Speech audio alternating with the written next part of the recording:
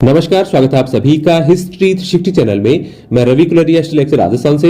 हम पढ़ रहे थे कक्षा 12 एनसीईआरटी हिस्ट्री की थर्ड बुक, जो कि आधुनिक भारत के इतिहास से संबंधित है। इस किताब का चौथा चैप्टर और ओवरऑल 12th का 13वां चैप्टर है महात्मा गांधी और राष्ट्रीय आंदोलन। इसके मैं 2 वीडियोज बना चुका हूं और इसका अंतिम वीडियो है। पिछले 2 वीडियोज के दौरान हमने चर्चा की कि किस प्रकार 1915 में दक्षिण अफ्रीका से भारत लौटने के बाद गांधी जी ने राजनीति में सक्रिय भूमिका निभाई। उनके कुछ शुरुआती आंदोलन स्थानीय स्तर के थे, जैसे चंपारण का किसान आंदोलन, अहमदाबाद में मील मालिक और मजदूरों का संघर्ष, और तीसरा खेड़ा किसान आंदोलन।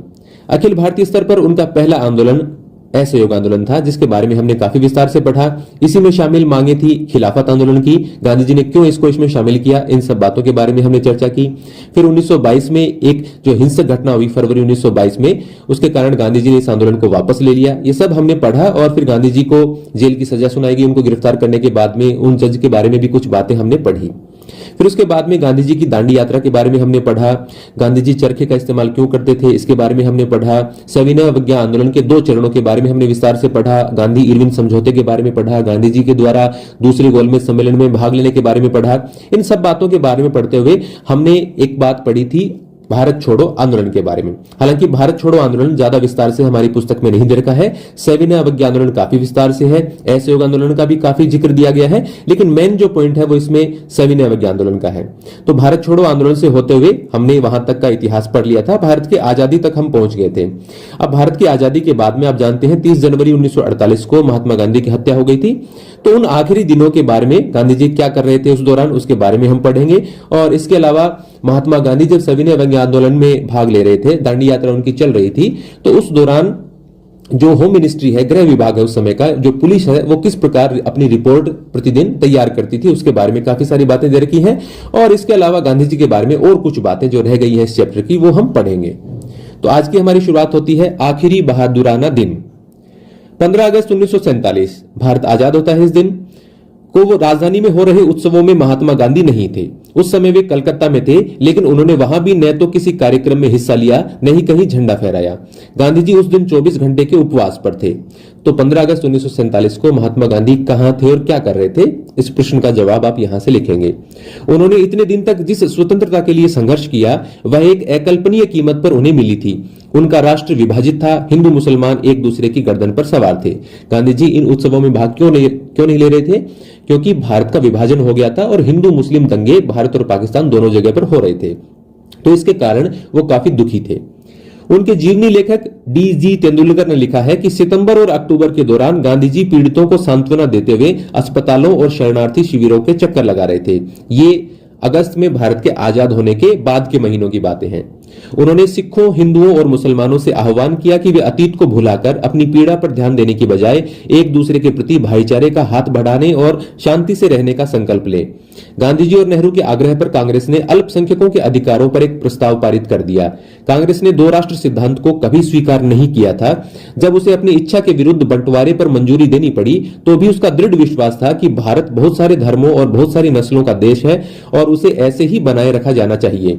पाकिस्तान में हालात जो रहे, भारत एक लोकतांत्रिक धर्मनिरपेक्ष राष्ट्र होगा, यानी सभी धर्मों को यहां पर सम्मान दिया जाएगा, जहां सभी नागरिकों को पूर्ण अधिकार प्राप्त होंगे तथा धर्म के आधार पर भेदभाव के बिना सभी को राज्य की ओर से संरक्षण का अधिकार होगा। कांग्रेस ने आश्वासन दिया कि वह अल्पसंख्यकों के नागरिक अधिकारों के किसी भी अतिक्रमण के विरुद्ध हर मुमकिन रक्षा करेगी। बहुत सारे विद्वानों ने स्वतंत्रता बाद के महीनों को गांधी जी के जीवन का श्रेष्ठतम क्षण कहा है। बंगाल में शांति स्थापना के लिए अभियान चलाने के बाद गांधी जी दिल्ली आ गए। यहां से वे दंगाग्रस्त पंजाब के जिलों में जाना चाहते थे, लेकिन राजधानी में ही शरणार्थियों की आपत्तियों के कारण उनकी सभाएं अस्त व्यस्त होने लगी। बहुत सारे शरणार्थियों को उनकी सभाओं में कुरान की आयतों को पढ़ने की प्रथा पर आपत्ति थी, क्योंकि वो सभी धर्मों की प्रार्थनाएं करते थे। कई लोग इस बात पर नारे लगाने लगते थे कि गांधी जी उन हिंदुओं और सिखों की पीड़ा के बारे में बात क्यों नहीं करते जो अभी भी पाकिस्तान में फंसे हुए हैं। यानी वो भारत में जो मुसलमान फंसे हुए हैं या उनके खिलाफ जो दंगे हो रहे हैं उस पर इतना क्यों बोलते हैं, जबकि पाकिस्तान में भी हिंदुओं और सिखों पर अत्याचार हो रहा है, वहां पर लोग फंसे हुए हैं, उनके बारे में इतना क्यों नहीं बोलते। D.G. तेंदुलकर के शब्दों में गांधी जी पाकिस्तान में भी अल्पसंख्यक समुदाय के कष्टों के बारे में समान रूप से चिंतित थे। उन्हें राहत प्रदान करने के लिए वे वहां भी जाना चाहते थे, लेकिन वहां वे किस मुंह से जा सकते थे, जबकि दिल्ली में ही मुसलमानों को पूरी सुरक्षा का आश्वासन नहीं दे पा रहे थे। 20 जनवरी को गांधी जी पर हमला हुआ, लेकिन वे अविचलित अपना काम करते रहे। 26 तारीख को उन्होंने अपनी प्रार्थना सभा में इस बात का जिक्र किया कि बीते सालों में इस दिन 26 जनवरी को किस तरह स्वतंत्रता दिवस के रूप में मनाया जाता था।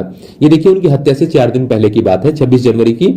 और आप जानते हैं कि लाहौर अधिवेशन के बाद से ही 26 जनवरी को भारत का स्वतंत्रता दिवस मनाया जाता आ रहा था। उस दिन झंडा फहराया गया था रावी नदी के तट पर, और उसके बारे में हमने पहले चर्चा की थी।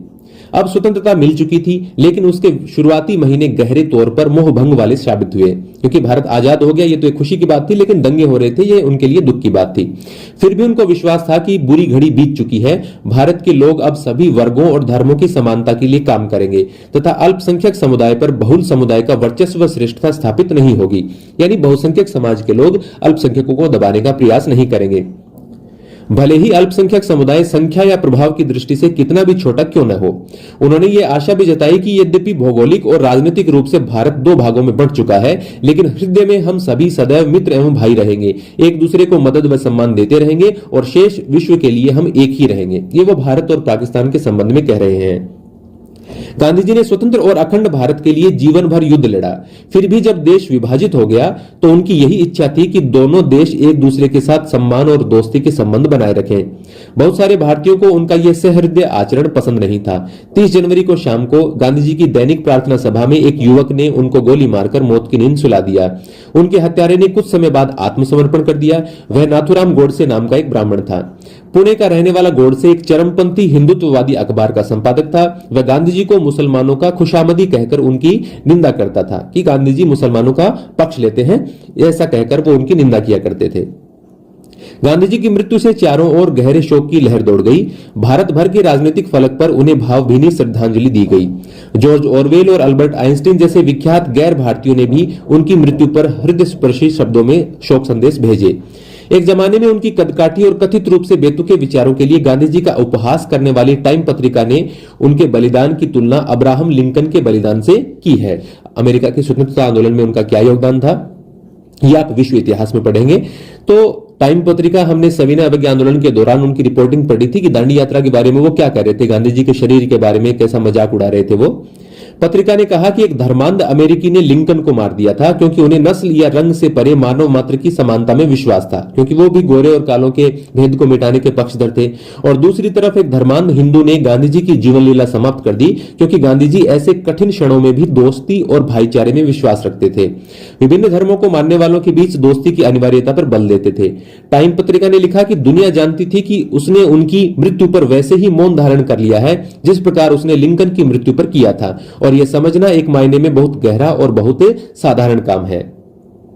गांधी जी को समझना, यहां इससे पहले हम ये ऊपर चित्र दिया गया है वो देख लेते हैं। यहां पर ये देखिए महात्मा गांधी की मृत्यु का एक प्रचलित चित्र है। यहां पर एक तरफ आपको सरदार वल्लभ भाई पटेल दिखेंगे और एक तरफ भारत के पहले प्रधानमंत्री जवाहरलाल नेहरू दिखेंगे, और ऊपर आपको आकाश से देखिए गांधी जी भारत के झंडे दिख रहे हैं और आशीर्वाद देते नजर आ रहे हैं। लोक छवियों में महात्मा गांधी को एक देवता का रूप दे दिया गया था और उन्हें राष्ट्रवादी आंदोलन में एकीकरण को समर्पित शक्ति के रूप में देखा जाता था। यहां आप जवाहरलाल नेहरू और सरदार पटेल यानी कांग्रेस के भीतर 2 अलग अलग धाराओं के प्रतिनिधियों को गांधी जी की चिता के दोनों ओर खड़ा हुआ देख सकते हैं। मध्य में स्वर्ग से महात्मा गांधी उन्हें आशीर्वाद दे रहे हैं। गांधी को समझना, हमारे पास बहुत सारे स्रोत उपलब्ध हैं जिनके जरिए हम गांधी जी के राजनीतिक सफर तथा राष्ट्रीय आंदोलन के इतिहास को सूत्रबद्ध कर सकते हैं। यानी उनके बहुत सारा उनका जो किताबों में उनकी किताबें भी हैं, अखबारों में भी उनके बहुत सारे लेख उपलब्ध हैं, बहुत सारे लोगों को उनकी जो चिट्ठियां लिखी गई हैं वो भी उपलब्ध हैं। तो गांधी जी को समझने के लिए बहुत सारी सामग्री उपलब्ध है। सार्वजनिक स्वर और निजी लेखन, इस दिशा में महात्मा गांधी और उनके सहयोगियों व प्रतिद्वंदियों दोनों तरह के समकालीनों के लेखन और भाषण एक महत्वपूर्ण स्रोत है। इन लेखनों में हमें इस बात का ख्याल रखना चाहिए कि किस चीज को जनता के लिए लिखा गया था और किस चीज को अन्य उद्देश्यों के लिए लिखा गया था। उदाहरण के लिए भाषणों से हमें किसी व्यक्ति के सार्वजनिक विचारों को सुनने का मौका मिलता है, जबकि उसके व्यक्तिगत पत्र हमें उसके निजी विचारों की झलक देते हैं कि वो सार्वजनिक मंचों पर क्या भाषण देते हैं, अखबारों में क्या लिखते हैं, वो उनके सार्वजनिक विचार हैं, जबकि वो अपने परिचितों को या अपने साथियों को जो पत्र लिखते हैं वो उनके निजी विचार होते हैं। लेकिन निजी विचारों को भी ध्यान से पढ़ने की आवश्यकता है, क्योंकि गांधी जी जैसे शख्स जो कि पब्लिक डोमेन में है, उनका एक जीवन पूरी तरह से सार्वजनिक जीवन होता है, तो उनके पत्रों में भी वो हो सकता है ऐसा ध्यान रखते हो। गांधी जी ही नहीं, ऐसे व्यक्ति, उनको पता है कि उनके जाने के बाद उनके पत्रों को सार्वजनिक भी किया जा सकता है तो वो पत्र लिखते समय भी शायद ध्यान रखते होंगे कि ये पत्र और लोगों के द्वारा भी बाद में पढ़े जा सकते हैं। तो इस बात की यहां पर थोड़ी चर्चा की गई है। इन पत्रों में हम लिखने वाले को अपना गुस्सा और पीड़ा, असंतोष और बेचैनी, अपनी आशाएं और हताशाएं व्यक्त करते हुए देख सकते हैं। इनमें से बहुत सारी बातों को वह अपने सार्वजनिक वक्तव्यों में व्यक्त नहीं कर सकते और अपने निजी पत्रों में वो ऐसी बातें लिख सकते हैं। लेकिन हमें यह भी याद रखना चाहिए कि कई बार निजी सार्वजनिक का यह फर्क टूट जाता है कि क्या निजी और क्या सार्वजनिक है। बहुत सारे पत्र व्यक्तियों को लिखे जाते हैं, इसलिए वे व्यक्तिगत पत्र होते हैं, लेकिन कुछ हद तक वे जनता के लिए भी होते हैं। उन पत्रों की भाषा इस एहसास से भी तय होती है कि संभव है कि एक दिन उन्हें प्रकाशित कर दिया जाएगा, कि हो सकता है जिस व्यक्ति को हम पत्र भेज रहे हैं वो एक दिन प्रकाशित कर दिए जाएंगे। तो वो कुछ तो ध्यान जरूर रखते हैं लिखते समय कि ये पत्र भेजने वाला व्यक्ति ही नहीं, भविष्य में और लोग भी इस पत्र को पढ़ सकते हैं। किसी पत्र के प्रकाशित हो जाने की आशंका के कारण बहुधा लोग निजी पत्रों में भी अपना मत स्वतंत्रता पूर्वक व्यक्त नहीं कर पाते, यानी ऐसी बात वो लिखने से बचते हैं जो आम लोगों को बुरी लगे या उनकी छवि खराब हो। महात्मा गांधी हरिजन नामक अपने अखबार में उन पत्रों को प्रकाशित करते थे जो उन्हें लोगों से मिलते थे।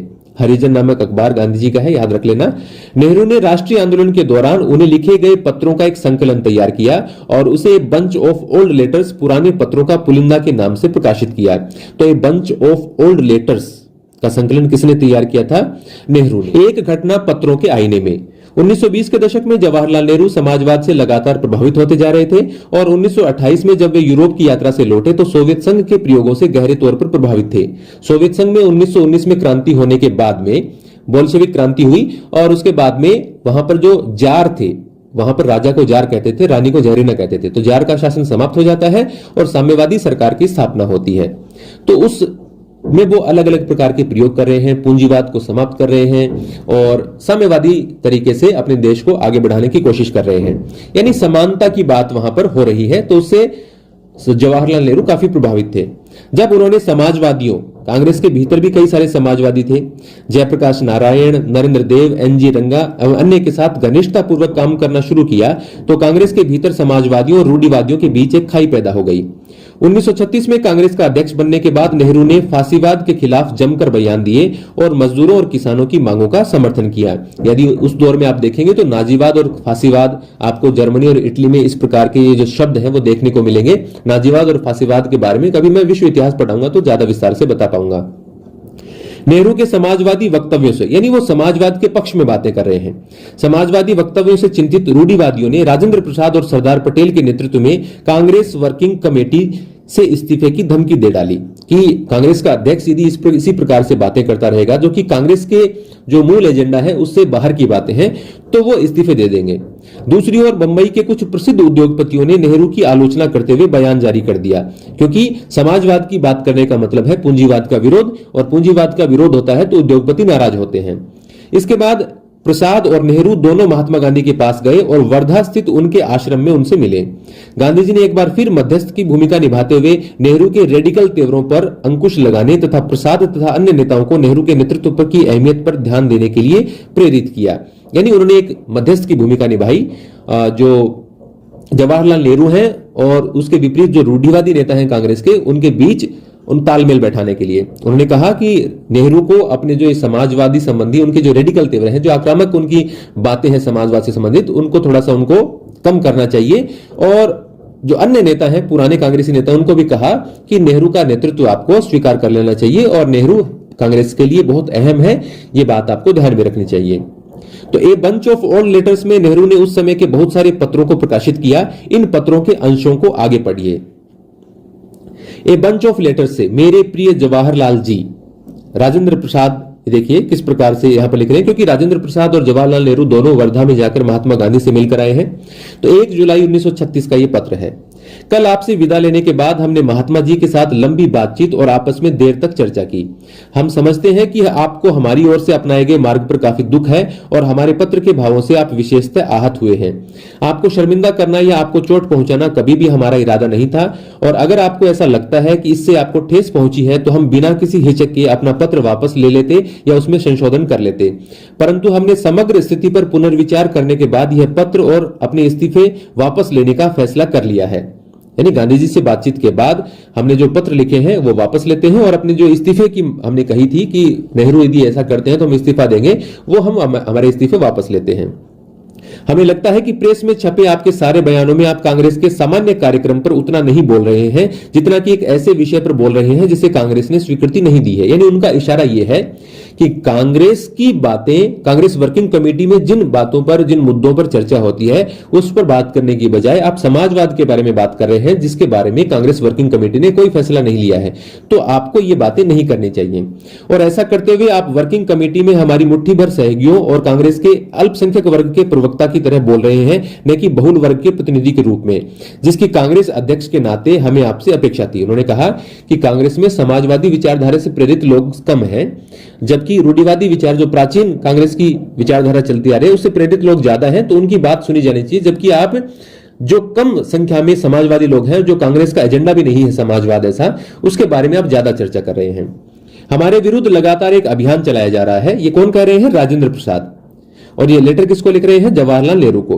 हमारे विरुद्ध लगातार एक अभियान चलाया जा रहा है जिसमें हमें ऐसे व्यक्तियों के रूप में प्रस्तुत किया गया है जिनका समय बीत चुका है, यानी उनका दौर गुजर चुका है, ये बूढ़े हो चुके हैं, जो पुराने पड़ चुके और वर्तमान में अप्रासंगिक हो चुके विचारों का प्रतिनिधित्व करते हैं। यानी ऐसे विचारों को मानने वाले रूढ़िवादी लोग हमें बताया जा रहा है जिनके विचारों का दौर बीत चुका है और वो वर्तमान में ऐसे विचार बिल्कुल भी प्रासंगिक नहीं रह गए, यानी उन विचारों का कोई महत्व नहीं रह गया है। जो मेरे जैसे लोग, यानी राजेंद्र प्रसाद कह रहे हैं, जो हमारे जैसे लोग जिन विचारों को मानते हैं, हमें ऐसे लोगों के रूप में प्रस्तुत किया जा रहा है जो देश की प्रगति में बाधक हैं और जिन्हें उन पदों से हटा दिया जाना चाहिए जो उन्होंने अनाधिकार प्राप्त कर लिए हैं। हमने महसूस किया है कि अन्य लोगों ने हमारे साथ भारी अन्याय किया है और कर रहे हैं, तथा हमें आपसे वह संरक्षण नहीं मिल रहा है जो एक सहकर्मी और हमारा अध्यक्ष होने के नाते हमें आपसे मिलना चाहिए। उन्होंने कहा कि कांग्रेस के अंदर समाजवादी गुट किस प्रकार से हमारे ऊपर अनर्गल आरोप लगा रहे हैं, ऐसी भाषाओं का इस्तेमाल कर रहे हैं, तो कांग्रेस अध्यक्ष के नाते और हमारा साथी होने के नाते आपको हमारा बचाव करना चाहिए था, लेकिन आप हमारा बचाव नहीं कर रहे और उन्हीं समाजवादियों का पक्ष ले रहे हैं। आप देखिए, मेरे प्रिय बापू, ये जवाहरलाल नेहरू महात्मा गांधी को पत्र लिख रहे हैं। इलाहाबाद 5 जुलाई 1936। ये ऊपर वाला लेटर भी 1 जुलाई 1936 का है। कुछ ही दिनों बाद का लेटर देखिए।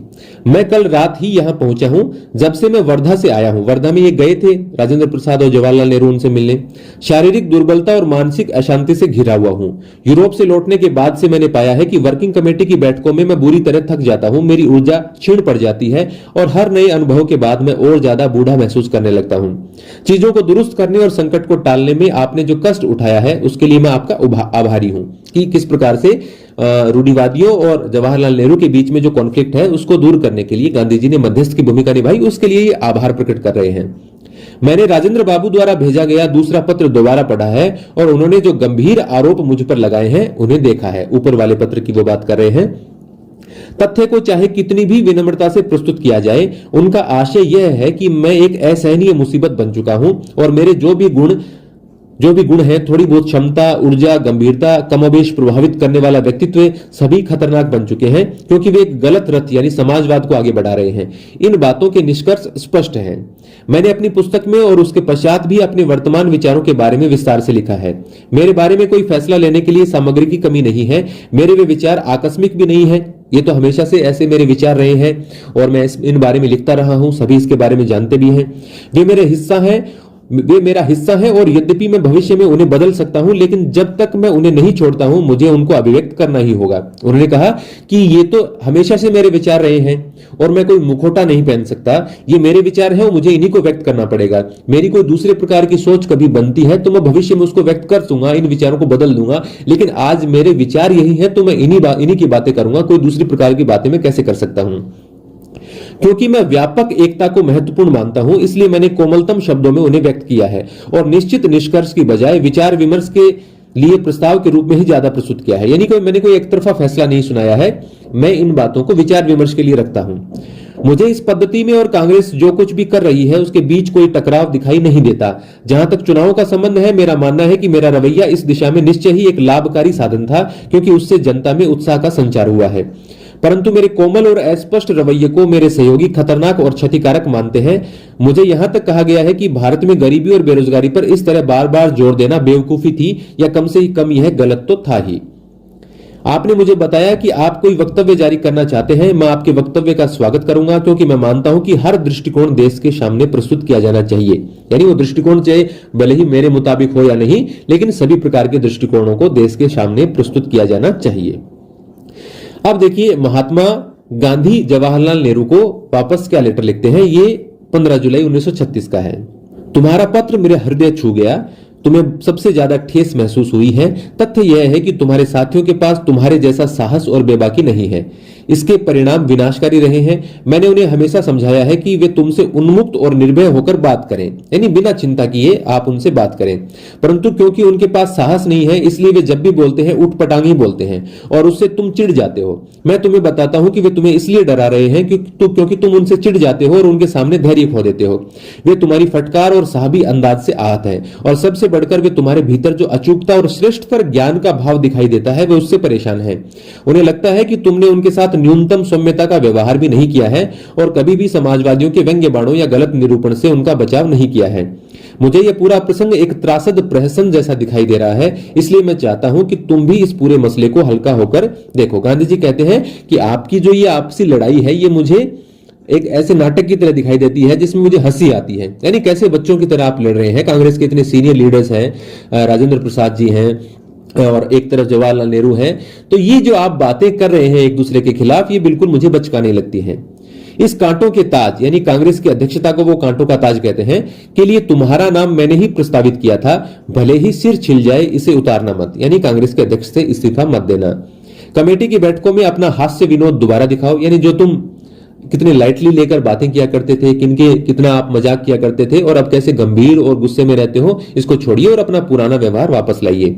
यह तुम्हारे लिए सबसे सामान्य भूमिका है। चिंतित चिड़चिड़े व्यक्ति का स्वभाव तुम पर नहीं जचता।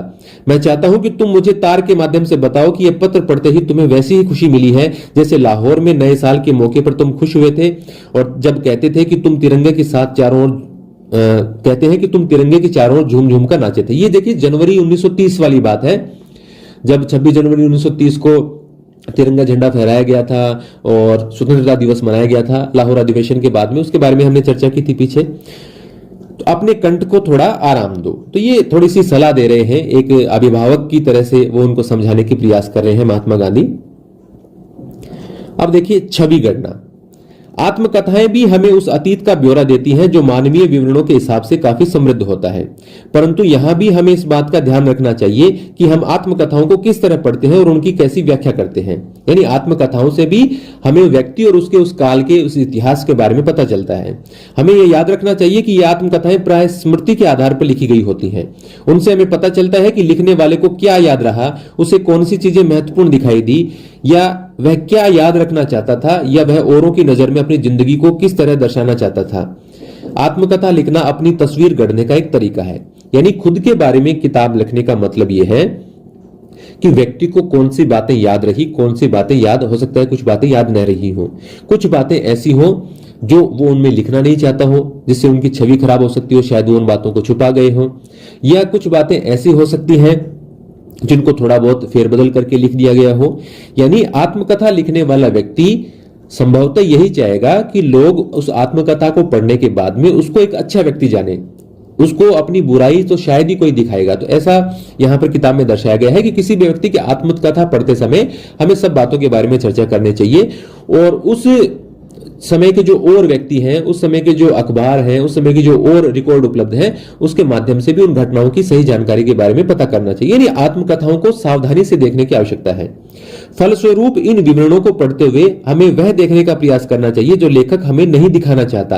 यानी जो अपने बारे में किताब लिख रहा है वो हो सकता है कुछ बातें छुपाने की कोशिश करें जो उसके कमजोर पक्ष हों, लेकिन जो वो नहीं दिखाना चाह रहा उसके बारे में भी हमें पता लगाना चाहिए। हमें उन चुप्पियों का कारण समझना चाहिए, इच्छित या अनिच्छित विस्मृति के उन कृत्यों को समझना चाहिए। यानी वो किन मुद्दों पर चुप रहे हैं, जीवन की किन घटनाओं के बारे में उन्होंने नहीं लिखा है, भूल गए हैं या जानबूझकर भूलने का नाटक किया है, या जबरदस्ती छोड़ दी गई है कि वो उसको दिखाना नहीं चाहते। इन सब कामों को हमें समझना चाहिए। पुलिस की नजर से औपनिवेशिक शासक ऐसे तत्वों पर हमेशा कड़ी नजर रखते थे जिन्हें वे अपने विरुद्ध मानते थे। यानी जो भी लोग भारत की आजादी के आंदोलन से जुड़े हुए थे और अंग्रेजों के खिलाफ थे, उनके खिलाफ अंग्रेज जासूसी करवाते थे और उन पर कड़ी नजर रखते थे कि वो आगे क्या करने जा रहे हैं, कौन सा आंदोलन करने जा रहे हैं। तो ऐसे गांधी जी पर भी नजर रखी जाती थी। इस लिहाज से सरकारी रिकॉर्ड्स भी हमारे अध्ययन के एक महत्वपूर्ण स्रोत हैं। उस समय पुलिसकर्मियों तथा अन्य अधिकारियों द्वारा लिखे गए पत्र तथा रिपोर्टें गोपनीय होती थी, लेकिन अब ये दस्तावेज अभिलेखागारों में उपलब्ध है, जिन्हें कोई भी देख सकता है। यानी उस समय तो सिर्फ वो सरकार के जो उच्च अधिकारी हैं उनके पास ही वो सुरक्षित रहते थे, कोई भी और उनको नहीं देख सकता था। लेकिन भारत के आजाद होने के बाद धीरे धीरे उस समय की जो रिपोर्ट है, उस समय के जो पत्र हैं, वो सब अब अभिलेखागारों में उपलब्ध हैं और कोई भी उनको पढ़ सकता है। आइए एक ऐसे ही स्रोत को देखें। 20वीं सदी के शुरुआती सालों से गृह विभाग, होम मिनिस्ट्री द्वारा तैयार की जाने वाली पाक्षिक रिपोर्ट, यानी हर 15 दिन में, हर 15 दिन या हर पखवाड़े में तैयार होने वाली रिपोर्ट इस दिशा में काफी महत्वपूर्ण रही है।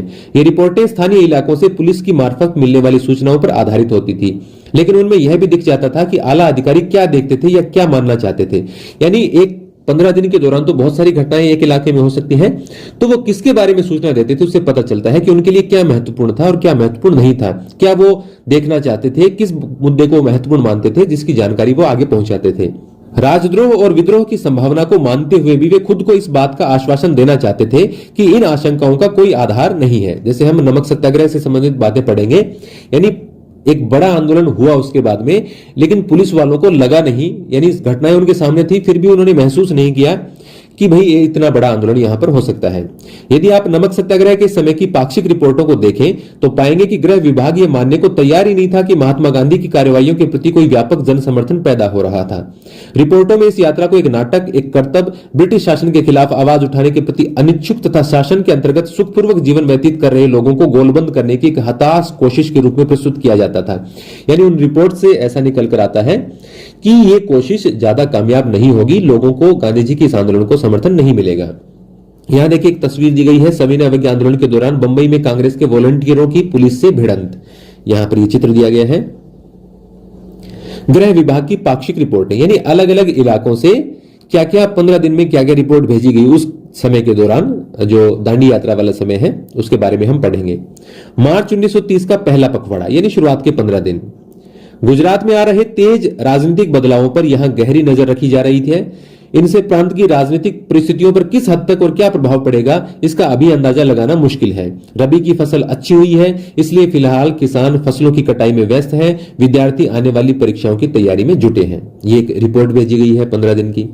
मध्य प्रांत और बेरार से देखिए आप, श्री वल्लभ भाई पटेल की गिरफ्तारी पर कांग्रेसियों के अलावा और कहीं कोई खास उत्तेजना पैदा नहीं हुई। वल्लभ भाई पटेल को 7 मार्च 1930 को गिरफ्तार कर लिया गया था, 7 मार्च 1930 को, और गिरफ्तार भी किया गया था। फिर उनको सजा भी सुनाई गई 3 महीने की।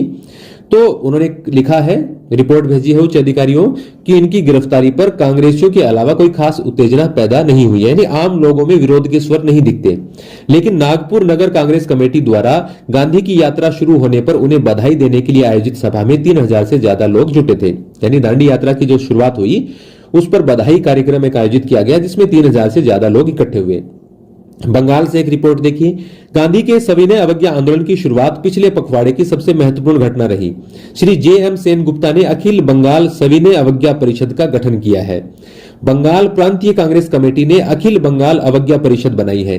इन परिषदों के गठन के अलावा बंगाल में सविनय अवज्ञा के प्रश्न पर और कोई सक्रिय कदम नहीं उठाया गया है। जिलों से मिली रिपोर्टों से पता चलता है कि जो बैठकें आयोजित की गई उनमें लोगों ने कोई विशेष उत्साह नहीं दिखाया और आम जनता पर कोई गहरा असर नहीं छोड़ा है। गौरतलब बात यह है कि इन बैठकों में महिलाओं की संख्या बढ़ती जा रही है। उन्होंने कहा कि सविनय अवज्ञा आंदोलन के खिलाफ कौन कौन सी परिषदों का गठन किया गया उसकी जानकारी दी है। साथ ही उन्होंने ये लिखा है कि आम लोगों में इस आंदोलन के प्रति कोई ज्यादा उत्साह नहीं है, लेकिन जो बैठकें हो रही है उनमें महिलाओं की संख्या बढ़ रही है। बिहार और उड़ीसा से देखिए, कांग्रेस की गतिविधि के बारे में रिपोर्ट करने लायक कुछ खास नहीं है।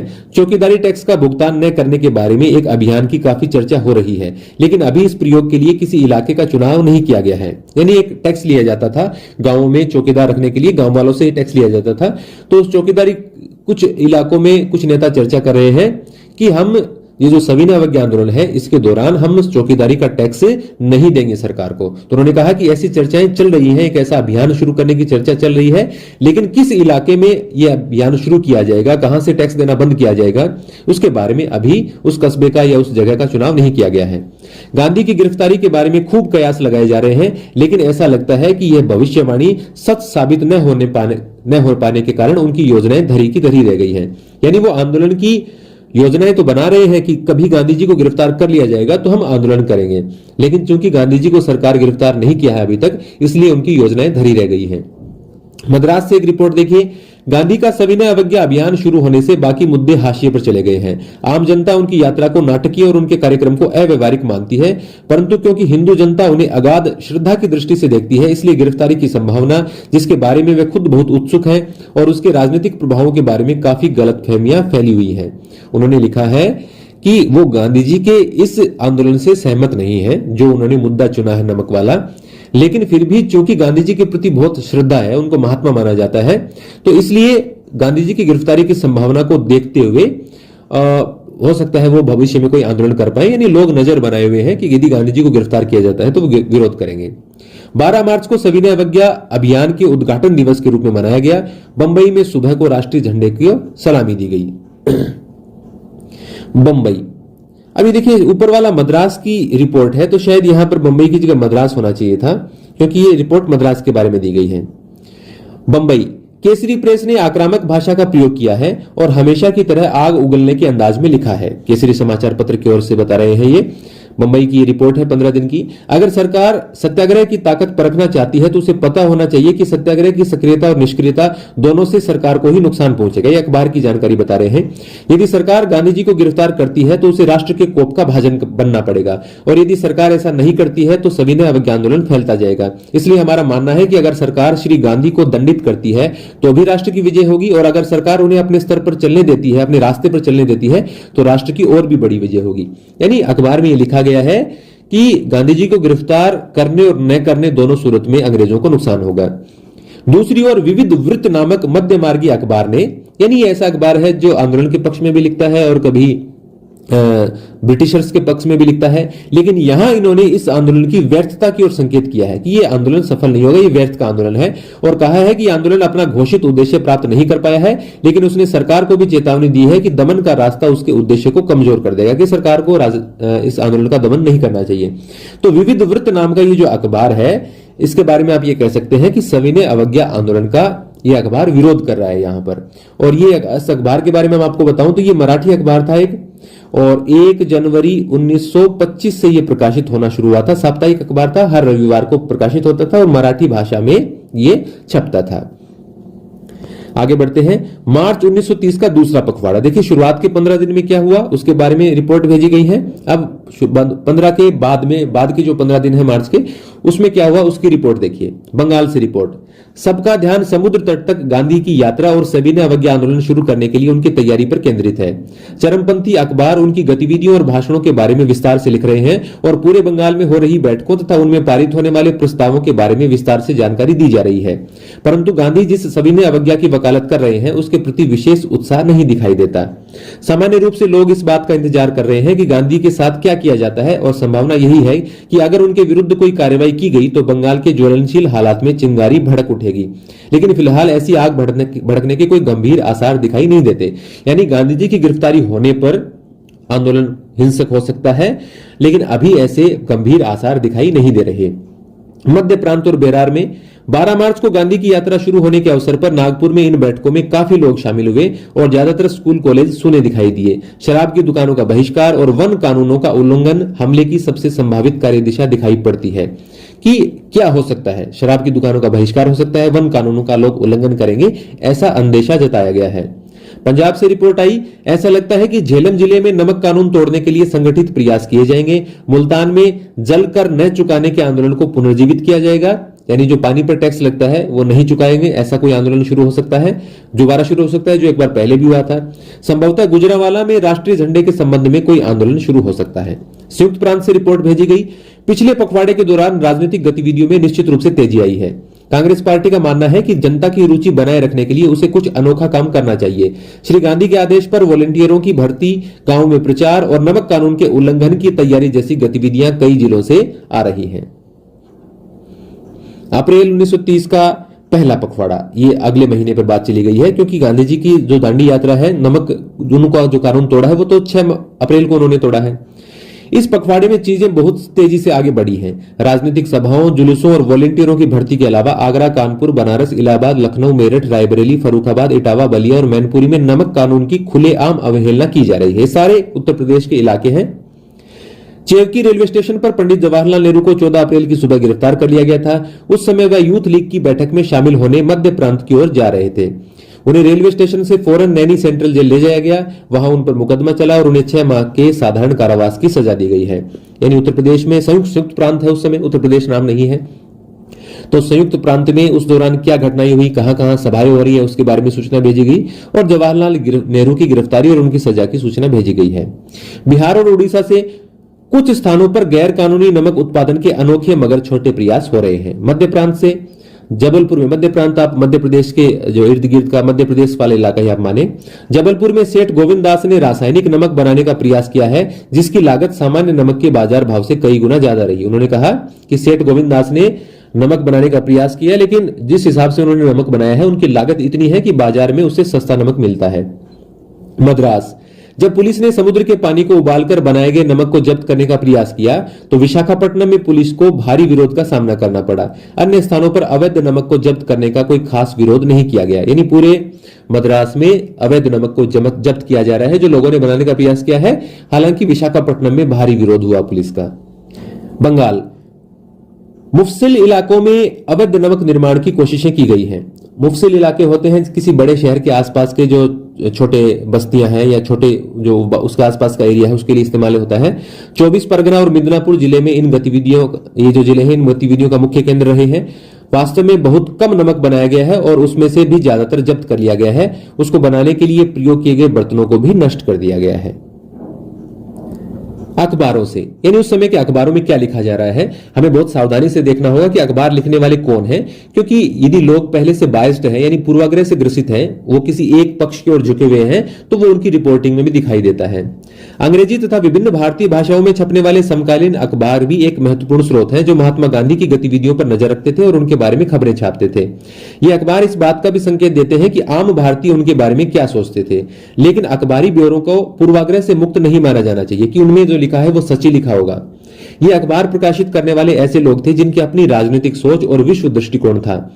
उनके विचारों से ही यह तय होता था कि क्या प्रकाशित किया जाएगा और घटनाओं की रिपोर्टिंग किस तरह से की जाएगी। यानी कुछ अखबार हो सकते हैं औपनिवेशिक शासन को सही मानने वाला हो, कुछ अखबार हैं वो भारत के आजादी के आंदोलन के समर्थक हो, कुछ अखबार ये मानते हो कि नमक कानून गलत है, कुछ अखबार ये मानते हो कि भारतीयों को नमक बनाने का अधिकार नहीं होना चाहिए। तो वो अलग अलग विवरण हो सकते हैं, उसके आधार पर ही हमें उनकी खबरों के बारे में विचार करना चाहिए। इसलिए लंदन से निकलने वाले अखबार के विवरण भारतीय राष्ट्रवादी अखबार में छपने वाली रिपोर्टों जैसे नहीं हो सकते थे। यानी लंदन में किसी आंदोलन के बारे में क्या लिखा जाएगा और भारत में के अखबारों में उस आंदोलन के बारे में क्या लिखा जाएगा, वो एक ही मुद्दे को लेकर दो अलग अलग राय आपको देखने को मिलेंगी। जैसा कि हमने 1857 के विद्रोह के बारे में भी देखा था कि लंदन के अखबारों में क्या लिखा जा रहा है, कैसी तस्वीरें प्रकाशित हो रही हैं, और भारत के अखबारों में क्या लिखा जा रहा है और कैसी तस्वीरें प्रकाशित हो रही हैं। हालांकि भारत में भी अंग्रेजों के पक्ष के कुछ अखबार हुआ करते थे। हमें इन रिपोर्टों को देखना तो चाहिए, लेकिन उनके आधार पर नतीजे निकालते हुए खास एहतियात भी बरतनी चाहिए। एहतियात का मतलब सावधानी। इन अखबारों के हर वक्तव्य को यथार्थ घटनाक्रम का शब्दशः सच ब्यौरा नहीं माना जा सकता कि जैसा लिखा गया है वो पॉइंट टू पॉइंट सही ही उन्होंने लिखा है। ऐसा हो भी सकता है, नहीं भी हो सकता है, इसका हमें ध्यान रखना है। अक्सर उनमें ऐसे अफसरों की आशंकाओं और बेचैनियों की झलक भी मिलती है जो किसी आंदोलन को नियंत्रित नहीं कर पा रहे थे और उसके प्रसार के बारे में बेचैन थे। उन्हें समझ में नहीं आता था कि महात्मा गांधी को गिरफ्तार करना चाहिए या नहीं, अथवा गिरफ्तारी का क्या परिणाम होगा। औपनिवेशिक सरकार जनता और उसकी गतिविधियों पर जितनी नजर रखती थी, अपने शासन के आधार के बारे में उसकी चिंता उतनी ही बढ़ती जाती थी। क्योंकि बहुत सारे लोगों पर नजर रखने का मतलब उनकी गतिविधियों के बारे में पता होना, अलग अलग वो प्लानिंग करते हैं आंदोलन की, किसी और हमले की, तो उसकी जो अंग्रेज हैं औपनिवेशिक शासन है उनकी बेचैनी बढ़ती जाती थी। ये चित्र देखिए, महात्मा गांधी और बाकी लीडर्स को यहाँ पर दिखाया गया है। आप चित्र में यहाँ पर देख सकते हैं, काफी सारों को ऊपर भी काफी सारे दिए गए हैं। इस तरह के चित्रों से यह प्रदर्शित होता है कि महात्मा गांधी के बारे में लोगों की समझ क्या थी। देखिए उनको कितना स्थान दिया गया है। महात्मा गांधी के बारे में लोगों की समझ क्या थी और लोकप्रिय छापों में उन्हें कैसे व्यक्त किया जाता था। राष्ट्रवाद के वृक्ष में महात्मा गांधी केंद्र में छाया के रूप में दिख रहे हैं तथा उनमें चारों ओर अन्य नेताओं और मनीषियों के चित्र हैं, जो विद्वान हैं उस समय के, उनके चित्र हैं।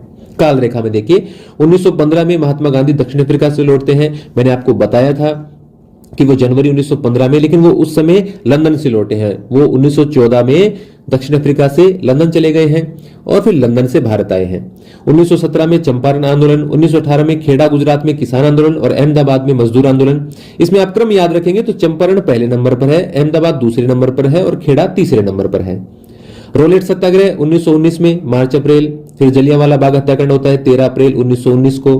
असहयोग आंदोलन और खिलाफत आंदोलन, बारदोली में किसान आंदोलन 1928, जिसका नेतृत्व आप जानते हैं कि सरदार वल्लभ भाई पटेल ने किया था। लाहौर अधिवेशन दिसंबर में पूर्ण स्वराज कांग्रेस का लक्ष्य घोषित किया जाता है। 1929 का कांग्रेस का अधिवेशन लाहौर में हुआ। कांग्रेस का पूर्ण स्वराज लक्ष्य घोषित करती है कांग्रेस उस आंदोलन उस अधिवेशन के दौरान। और जो अंतिम रविवार होता है जनवरी का, उसको स्वतंत्रता दिवस मनाने की वो फैसला करते हैं, भारत का झंडा फहराया जाता है। और जो अंतिम रविवार वो 26 जनवरी को आता है, तो आप 26 जनवरी 1930 को बहुत महत्वपूर्ण मानते होंगे, समझते होंगे। और इस तारीख का महत्व भी यदि आप इतिहास समझते हैं तो आपको जरूर पता होगा। सविनय अवज्ञा आंदोलन 1930 में शुरुआत। 1931 में गांधी इरविन समझौता होता है, दूसरा गोलमेज सम्मेलन होता है दिसंबर में। 1935 में government of India act, Bharat शासन अधिनियम, और उसमें सरकार के गठन का आश्वासन दिया जाता है। फिर उसके बाद में चुनाव भी होते हैं। फिर 1939 में कांग्रेस मंत्रिमंडल है वो त्यागपत्र देते हैं, इसके बारे में हमने चर्चा कर ली थी। 1942 में भारत छोड़ो आंदोलन शुरू होता है अगस्त में। और 1946 में महात्मा गांधी सांप्रदायिक हिंसा को रोकने के लिए नोआखली तथा अन्य हिंसाग्रस्त इलाकों का दौरा करते हैं बंगाल की ओर। तो इस सब के बारे में विस्तार से हमने इस चैप्टर के दौरान पढ़ लिया था। आपके लिए वीडियो इंपॉर्टेंट रहा है तो आप लाइक जरूर कीजिए। कम से कम इतना तो मैं कह सकता हूं कि राजस्थान में इस साल जितना सिलेबस 12th के कक्षाओं में निर्धारित किया गया है वो मैंने सारा कंप्लीट करवा दिया है। यदि आपके लिए सीरीज अच्छी लगी है तो आप कमेंट करके जरूर बताएं। आप चैनल पर नए हैं तो सब्सक्राइब करें। धन्यवाद।